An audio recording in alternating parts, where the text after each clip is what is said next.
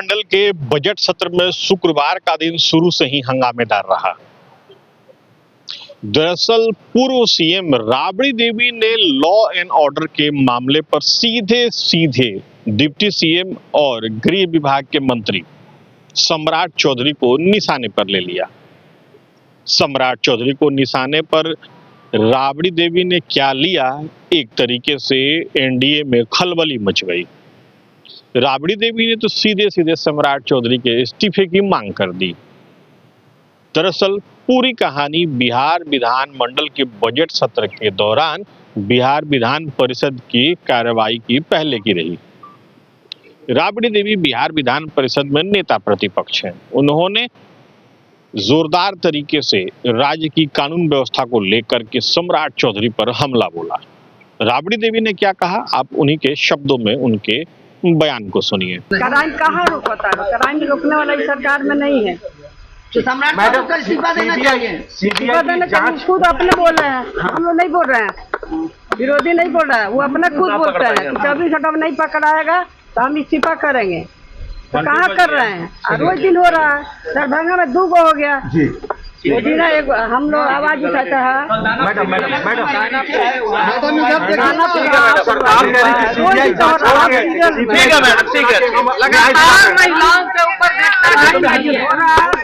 सक्षम नहीं है रोकने के लिए। तो आपने सुना किस तरीके से राबड़ी देवी ने सीधे सीधे सम्राट चौधरी को निशाने पर लिया। राबड़ी देवी के बयान के बाद एनडीए में खलबली मच गई। एनडीए के जितने भी अहम घटक दल हैं वो बारी बारी से राबड़ी देवी के बयानों पर अपनी प्रतिक्रिया देने लगे। दावा उनके शासनकाल का दिया जाने लगा, हवाला आरजेडी के शासनकाल का भी दिया गया। एनडीए की तरफ से किसने क्या कहा वो आप उनके शब्दों में सुनिए। ऐसा है, बार बार बोला जा रहा है, विपक्ष के लोग भी कान खोलकर सुन लें। जो लोग रोज नौटंकी कर रहे हैं, बिहार में अपराध की बात करके, लॉ एंड ऑर्डर की बात करके, विपक्ष जो नौटंकी रोज करता है, तो मेरी बात सुन ले। बिहार में कानून का राज है। बिहार में कोई भी स्थापित अपराध नहीं होता है। बिहार के अंदर अगर कोई घटना घटती है तो कानून के राज में अपराधी पकड़ा जाता है। इसीलिए स्थापित अपराध जो पहले राजद के जमाने में होता था, अपहरण होने के बाद फैसला मुख्यमंत्री निवास से होता था, किसी की हत्या होती थी, लोग थाना में जाकर के एफआईआर नहीं करते थे, आज एफआईआर ऑनलाइन हो रहा है। उस समय डर से लोग थाना नहीं जाते थे।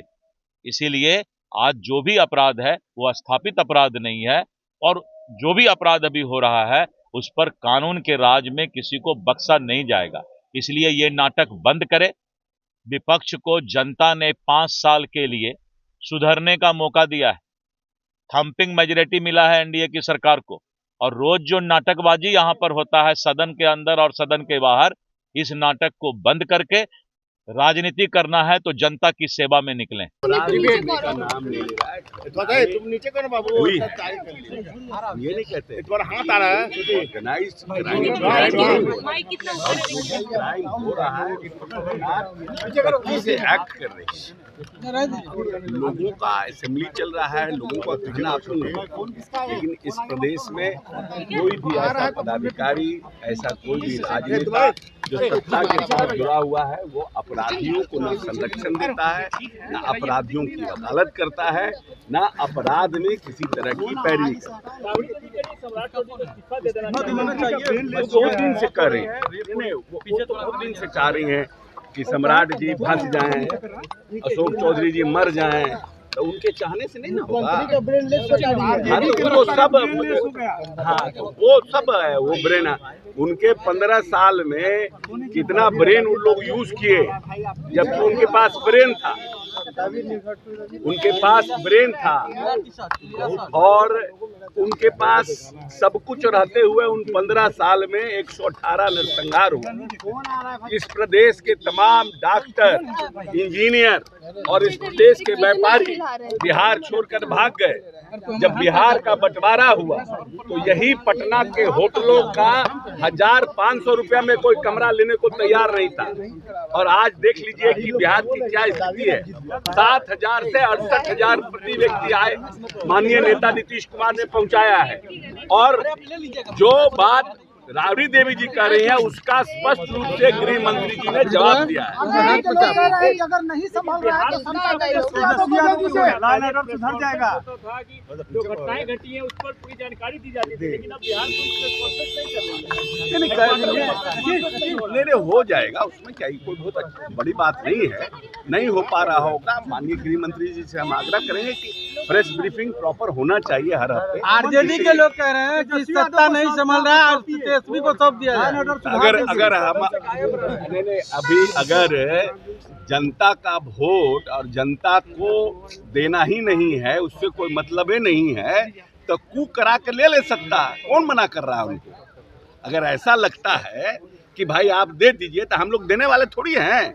हम लोग तो जनता ने बनाया, हमको है ध्यान में है। और आपको मैं आश्वस्त कर देना चाहता हूँ जो भी के बारे में हम बात कर रहे हैं तो हमारी जो प्रशासन के लोग हैं, हमारी पुलिस है, वो निश्चित तौर पर इसके संज्ञान में लिए हैं और बहुत जल्द उन लोग पकड़े जाएंगे और कड़ी कार्रवाई। हर रोज हो रहा है सर, हर रोज हो रहा है। आप लोग तो रुक नहीं रहा अपराध। ऐसी कोई बात नहीं है। आप पहले बार जंगल राज की बात कर रहे हैं शायद आप। देवी जी कह रही है कि ये सुधार नहीं पा रही है सरकार। ऐसी कोई बात नहीं है। माननीय राबड़ी देवी को अपने कार्यकाल का देखना चाहिए। अपराध का एक उद्योग यहाँ चलता था, किडनैपिंग का उद्योग यहाँ चलता था और किस तरह से सत्ता का संपोषित था अपराध और सब जो अपराधी थे कहाँ रहते थे सबको जानकारी है। सरकार कार्रवाई करने में और उनको सलाखों के पीछे और इनकाउंटर भी हम लोग कर रहे हैं जहाँ जरूरत पड़ रहा है। इसलिए आप निश्चिंत रहिए, कोई भी व्यक्ति दोषी होगा बचेगा। तो आपने सुना किस तरीके से राबड़ी देवी ने लॉ एंड ऑर्डर के मामले पर राज्य सरकार को कटघरे में खड़ा किया और उसके बाद से पूरे एनडीए में खलबली मच गई। दरअसल राज्य में पिछले कुछ दिनों में लगातार ऐसी घटनाएं सामने आ रही हैं जिसके बाद विपक्ष सरकार को आड़े हाथों ले रहा है। न केवल राजधानी बल्कि राज्य के दूसरे जिलों से भी ऐसी घटनाएं सामने आ रही हैं जिसको लेकर के विपक्ष सीधे सीधे राज्य सरकार पर हमला बोल रहा है। राज्य सरकार उनका जवाब तो दे रही है, लेकिन विपक्ष हर रोज राज्य सरकार को निशाने पर ले रही है और उनसे जवाब मांगा जा रहा है। बहरहाल बजट सत्र में अभी तक का जो मामला है उसमें अगर देखा जाए तो लॉ एंड ऑर्डर का मामला अभी भी सबसे ऊपर चल रहा है। शहीद कुमार, TV9 डिजिटल, पटना।